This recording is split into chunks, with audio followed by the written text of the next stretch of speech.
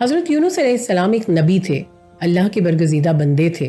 حضرت یونس علیہ السلام نے فیصلہ کیا کہ وہ یہ شہر چھوڑ دیں گے۔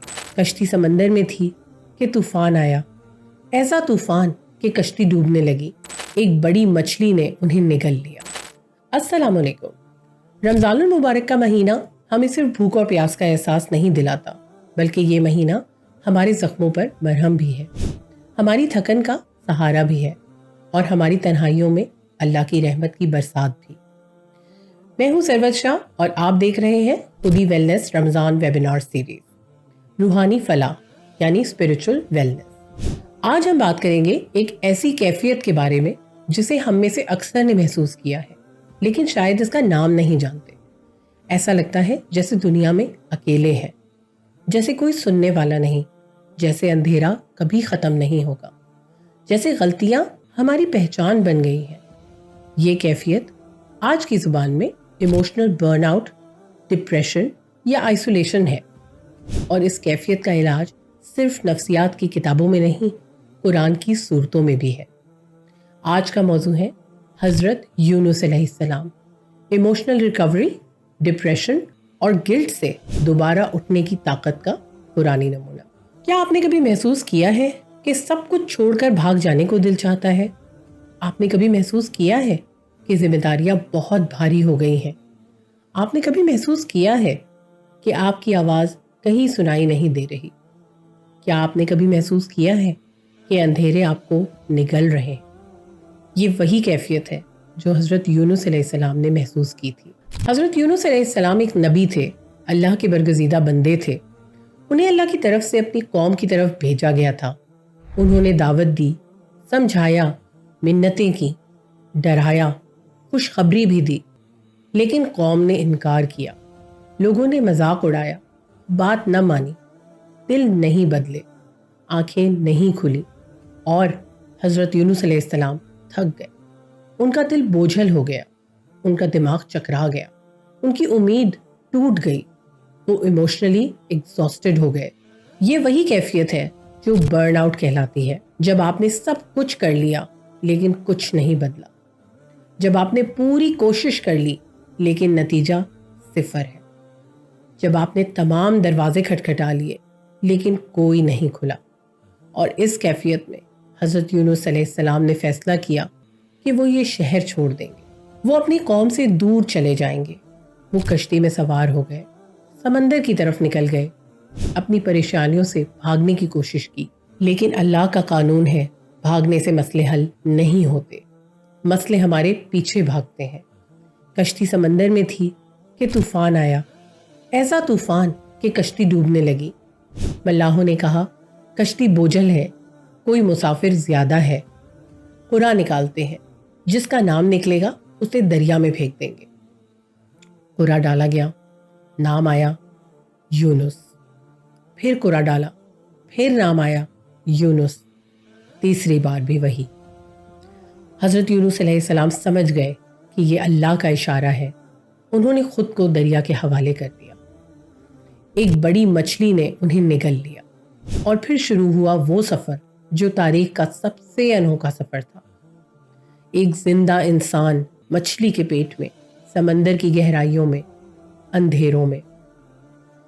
3 اندھیرے، سمندر کا اندھیرا، رات کا اندھیرا، اور مچھلی کے پیٹ کا اندھیرا۔ 3 اندھیرے جو اکٹھے ہو گئے، 3 اندھیرے جو انسان کو کچل دیتے ہیں، 3 اندھیرے جو امید کی کرن کو بھی نگل لیتے ہیں۔ یہی وہ کیفیت ہے جسے آج ڈپریشن کہتے ہیں۔ ایسا محسوس ہوتا ہے جیسے آپ کسی گہرے اندھے کنویں میں ہیں، جیسے آپ کی آواز کہیں نہیں جا رہی، جیسے آپ اکیلے ہیں، بالکل اکیلے، جیسے کوئی سننے والا نہیں، کوئی بچانے والا نہیں۔ لیکن حضرت یونس علیہ السلام نے اسی اندھیرے میں بھی روشنی دیکھی، اس گہرائی میں بھی امید پائی، اس تنہائی میں بھی اللہ کو یاد کیا۔ ان کی زبان سے نکلی وہ دعا جو قیامت تک انسانیت کے لیے مشعل راہ بن گئی۔ لا الہ الا انت سبحانک انی کنت من الظالمین۔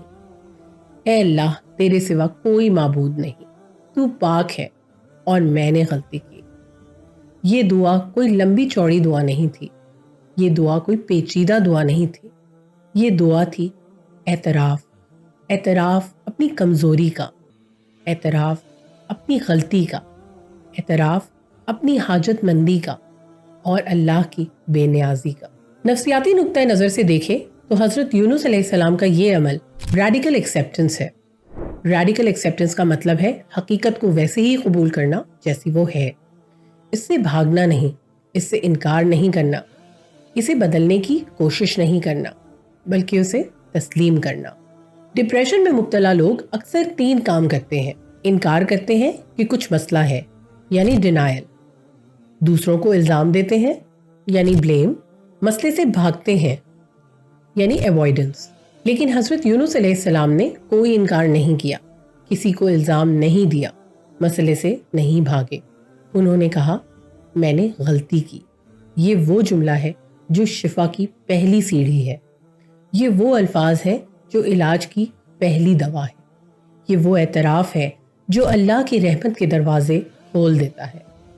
اللہ نے فرمایا اگر وہ یہ دعا نہ مانگتے تو وہ مچھلی کے پیٹ میں قیامت تک رہتے، لیکن انہوں نے مانگی، انہوں نے پکارا، انہوں نے اعتراف کیا، انہوں نے اللہ کو یاد کیا اور اللہ نے حکم دیا، مچھلی نے انہیں ساحل پر اگل دیا۔ وہ کمزور، بیمار، نڈھال تھے لیکن زندہ تھے، اور اللہ نے ان کے لیے ایک بیل دار کدو کا درخت اگا دیا جس کے سائے میں انہوں نے آرام کیا، جس کے پھل سے انہوں نے طاقت پائی۔ یہ ہے اللہ کا قانون، اندھیرے کے بعد اجالا، تکلیف کے بعد آرام، مشکل کے بعد آسانی۔ آج کے دور میں ہمارے بچے اور ہم خود اسی قسم کی کیفیتوں سے گزرتے ہیں۔ ناکامی ملتی ہے تو لگتا ہے جیسے زندگی ختم ہو گئی، غلطی ہو جاتی ہے تو لگتا ہے جیسے ہم برے ہیں، تنہائی محسوس ہوتی ہے تو لگتا ہے جیسے کوئی نہیں، اداسی آتی ہے تو لگتا ہے کبھی ختم ہی نہیں ہوگی۔ لیکن حضرت یونس علیہ السلام ہمیں سکھاتے ہیں بریک ڈاؤن بریک تھرو بن سکتا ہے۔ ٹوٹنا خاتمہ نہیں، ٹوٹنا ایک نیا آغاز ہے۔ ٹوٹنا اس بات کی نشانی ہے کہ اب نئی تعمیر کا وقت ہے۔ گلٹ اور شیم میں فرق ہے۔ گلٹ کہتا ہے میں نے غلط کیا، شیم کہتا ہے میں غلط ہوں۔ گلٹ آپ کو بہتر بننے کی موٹیویشن دیتا ہے، شیم آپ کو